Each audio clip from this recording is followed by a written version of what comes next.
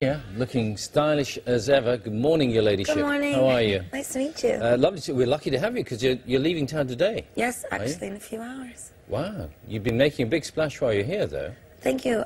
Well, I've been performing a lot, and I'm just excited to be in the UK. I love my fans here so much.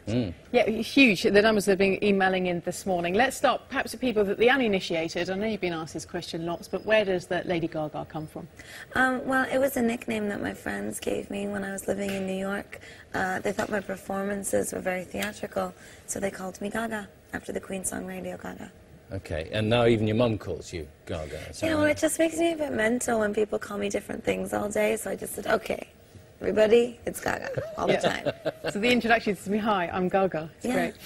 So tell us a little bit about you as well, because unlike some other pop sensations, shall we say, you've really earned your stripes. You've worked on the New York circuit, you've done lots of gigs from quite a young age. You said your mum first took you to a gig, when you were 14? Yes. Well, I guess you could say that I did pop music the way that rock bands do rock music. I worked my way up the club circuit, and I performed in the underground burlesque scene for a long time, and did my own thing. But you're also classically trained, Yes. aren't you? So you started playing piano at the age of 4? Yeah, when I was 4, I started by ear, and then I started to take lessons, learned how to read music.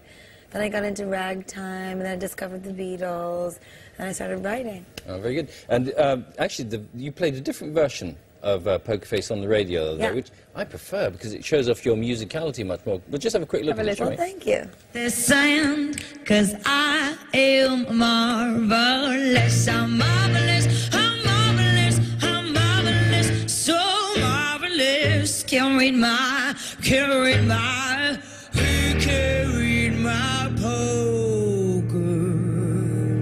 You wanna snap with me? A poker, he carried my poker. A poker, he carried my poker.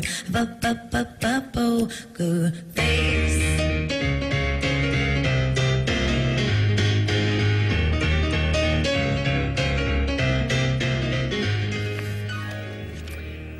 Excellent stuff. And is it a source of pride for you? I guess it must be, really, the fact that you are a trained musician, that you write all your own songs. The whole of the album was penned by you. I don't know if it's a source of pride. I don't like to necessarily use that word, but I'm quite confident in my abilities as a songwriter and as a musician, and it's very different for pop music. Everybody sort of posits that pop music is lowbrow and it's manufactured and it's plastic, and I intend to do away with all those sorts of rumors. Have you been surprised by the sort of the extraordinary success you've had in this country? Yes, absolutely. Very exciting. I always knew that it was my destiny to make music and to travel the world, but I did not realize the huge impact that it would have. But honestly, I'm quite insulated, and I ignore all of the hype and just focus on the work. But you do get, I mean, it's fair to say, your look is very individual. You get noticed by the press an awful lot. There are certain rumours. One was that you've asked for a fridge when you were staying here to keep your wigs in. Is that true? No, my mean, that's not your real hair? My wigs don't need to be refrigerated. This is my real hair. Is it? Yeah, this one is. That's nice. And there's a quote, I wanted to read it, so I'm just trying to find it, but The Guardian essentially said, Warhol would have loved you. Oh, that's very nice. Have you heard that quote at all? I have. That's one of the nicest quotes ever. You have the most extraordinary...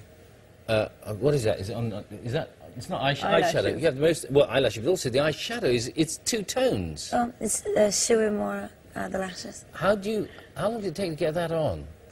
Oh, not very long.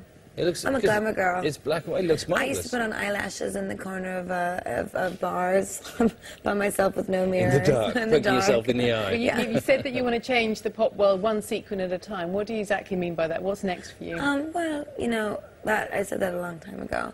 But really, what that quote's all about is, I think sometimes that in all kinds of music and in pop culture, artists tend to take themselves way too seriously and don't just enjoy the fun of making music and making videos and making an impact on culture. So I just have a good time. A sequin to me is representative of a good time. Well, it's been lovely to have you with us. where's the teacup? You Yeah. had this marvelous She's too teacup. famous. She's stealing my thunder. I left her in the dressing room. Yes, I've got a new one over there. She has a person. The teacup now has a personality. You know, it's really powerful imagery, isn't it? It is. That I carry a teacup for one day, and now everybody knows what color it looks like and the pattern, and it's so famous. And I looked at her this morning, and I said, "You're stealing my thunder. Yeah. Yeah, You're staying it'll home." be getting its own agent next if it's not very Yeah, good. she's going to leave me. She's not coming to work today. Really good to meet you. All the very best. We'll look forward to Gaga. seeing you next time. Come back Thank to you see us very soon. much. You're very kind. All right, thank you.